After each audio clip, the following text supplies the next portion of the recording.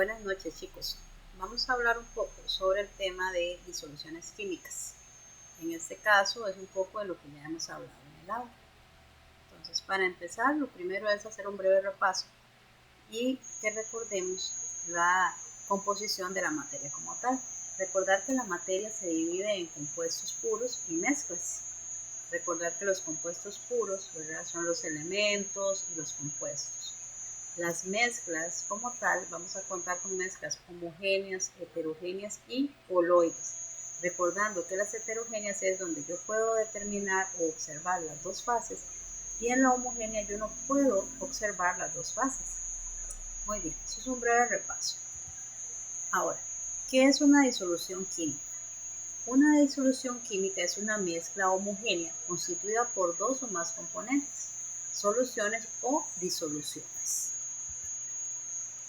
¿Cuáles son los componentes de una disolución? Una disolución tiene por componentes al soluto y al disolvente. El soluto es la sustancia que se encuentra en menor cantidad y por lo tanto se disuelve, y el solvente o disolvente es la sustancia que se encuentra en mayor cantidad y por lo tanto es la que va a disolver el soluto. Ejemplos.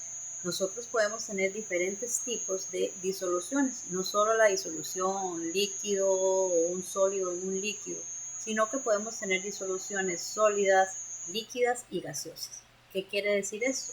Que en la disolución yo puedo tener componentes donde el soluto sea sólido y el disolvente sea un sólido, o donde el soluto sea un gas y el disolvente un gas, y líquido con líquido. Entonces, aquí hablamos de que las disoluciones se encuentran en los tres estados de agregación de la materia. Entonces, veamos un ejemplo. Podemos tener un refresco y en un refresco vamos a tener el solvente, que es el agua en este caso, y el soluto, que puede ser el azúcar o el dióxido de carbono.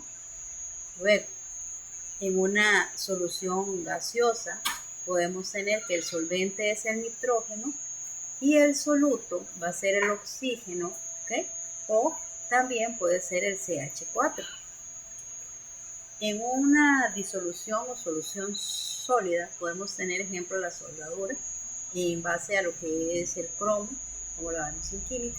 Entonces, el cromo, que puede ser el solvente, se puede mezclar con manganeso, con carbono, con fósforo, con silicio, con azufre y va a formar una solución sólida.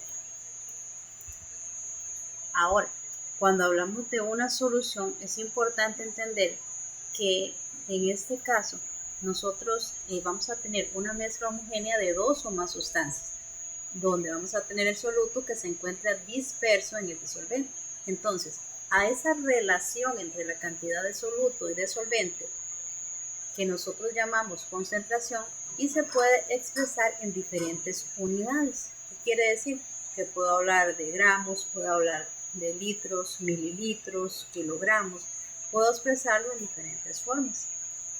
Por ejemplo, disolución de glucosas, ¿verdad?, que tengo sólidas, que tengo gaseosas, disolución de metanol, donde trabajo con líquidos, disolución de oxígeno en un líquido. Entonces puedo hacer diferentes combinaciones. Entonces, aquí podemos ver un ejemplo donde yo tengo un soluto que está en menor proporción, lo voy a mezclar con el disolvente y al final obtengo una disolución. La mezcla de ambos va a permitir que se forme la disolución, pero que yo no pueda determinar las fases presentes dentro de esa mezcla.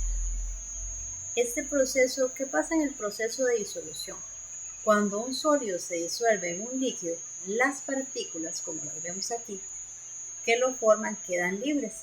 Se reparten entre las moléculas de líquido que se sitúan a su alrededor. Entonces, vemos aquí un ejemplo, el sólido que es el cloruro de sodio o la sal, como ustedes la conocen. Entonces, este cloruro de sodio se va a mezclar con el disolvente o el solvente, que es el agua, ¿ok? Entonces, en la disolución, vean cómo las moléculas de agua empiezan a acaparar, ¿ok?, y a trabajar alrededor de las pequeñas iones de sal, haciendo una disolución. ¿Cómo podemos clasificar las disoluciones? Las disoluciones las podemos clasificar por su estado en sólidas, líquidas o gaseosas y por su nivel de concentración en disoluciones diluidas o insaturadas, concentradas o saturadas o sobresaturadas. Entonces, cuando nosotros decimos o nos preguntamos cuánto soluto se puede disolver en una cantidad dada de disolvente, la cantidad máxima de soluto que se puede disolver recibe el nombre de solubilidad y va a depender de varios factores, de quién sea el soluto y el disolvente. Hay sustancias que se disuelven mejor en unos disolventes que en otros. De la temperatura, normalmente la solubilidad de una sustancia aumenta con la temperatura. Entonces, vamos a ver aquí el ejemplo. Aquí podemos ver que en una disolución insaturada, ¿okay?, son las que tienen una pequeña cantidad de soluto en un determinado volumen de disolución. Aquí no la vamos a percibir casi. En las concentradas o saturadas son aquellas que tienen gran cantidad de soluto en un determinado volumen de disolución y por lo tanto están próximas a la saturación. Existe aquí un equilibrio dinámico entre el soluto y el disolvente. Se llama, ¿verdad?, en este caso, la disolución ideal. Y luego tenemos las sobresaturadas. Aquí podemos ver en el fondo del vaso, que pueden ver aquí, para que use para el ejemplo, cómo hay un precipitado de soluto. Entonces, en este caso, esta disolución se llama super o sobresaturada, porque tenemos más soluto del que podemos disolver. ¿Qué factores me ayudan a determinar la solubilidad? La cantidad de soluto que puede disolverse en una cantidad dada solvente depende de los siguientes factores. Naturaleza del soluto y el disolvente. Acuérdense que hablábamos de que si una sustancia es polar, se va a disolver mejor en otra sustancia polar. Yo no puedo disolver agua y aceite porque el agua es polar y el aceite es no polar. Por tanto, al tener diferentes gradientes, ellas no se pueden disolver. Luego, la temperatura. La temperatura me va a ayudar a que las disoluciones sean más rápidas.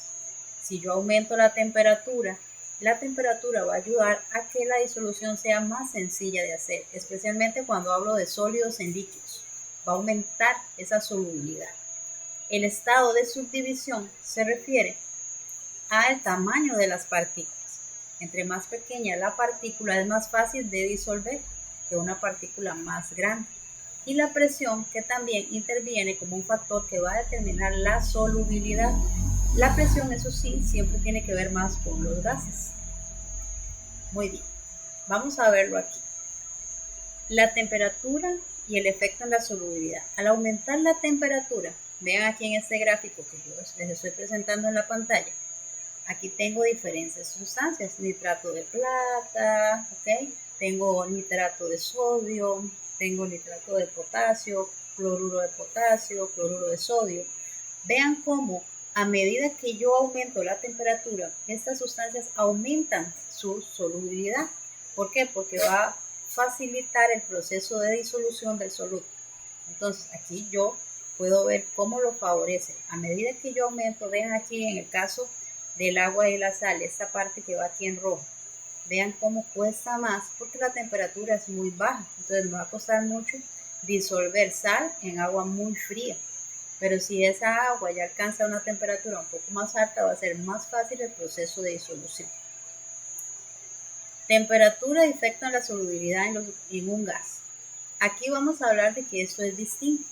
Cuando el soluto es un gas, la solubilidad va a disminuir al aumentar la temperatura. ¿Eso por qué?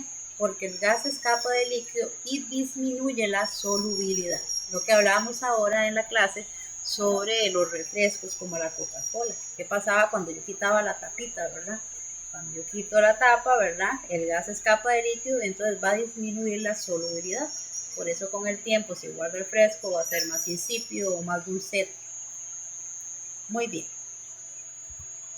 Naturaleza del soluto y el solvente. Es muy importante. Los solutos polares son solubles en solventes polares y los solutos apolares se disuelven en solventes apolares. Eso para que tengamos muy claro que la polaridad, que lo habíamos visto en el tema anterior, es sumamente importante a la hora de la solubilidad. porque eso me permite que, por lo general, si yo tengo sustancias iónicas como las sales, sean fáciles de disolver en sustancias polares, aunque sean contrarias. En este caso resulta que es más fácil disolverlas, pero aumentando la temperatura. Y en el caso de las apolares, lógicamente se van a disolver mejor en apolares. Muy bien. Ahora, ¿qué pasa con la presión? Cuando yo tengo presión, ¿cómo me va a afectar esto en la solubilidad de un gas?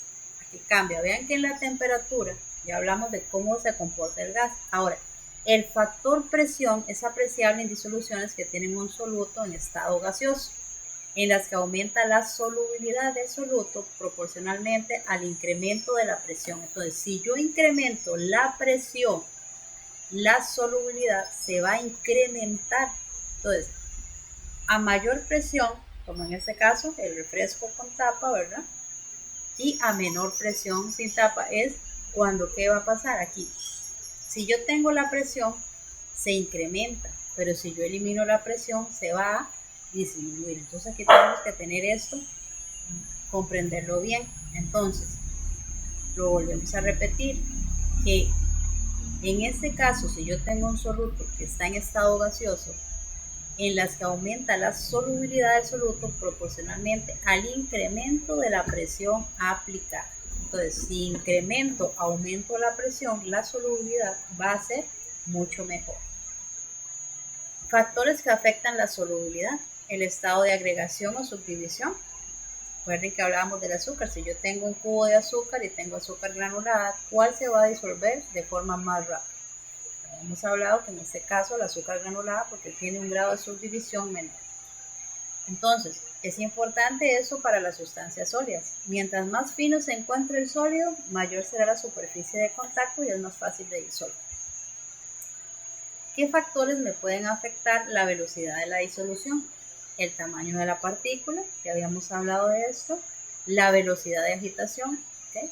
A medida que yo agito, ¿verdad? O agito, acuérdense que hablábamos de la taza de café, si yo le agrego el azúcar, si yo agito, eso va a permitir que la velocidad de disolución aumente, al contrario de que si no lo agito, ¿verdad? Puede endulzarse, pero va a durar un tiempo más prolongado. Y la temperatura, que a mayor temperatura, mayor velocidad de disolución en sólidos con líquidos.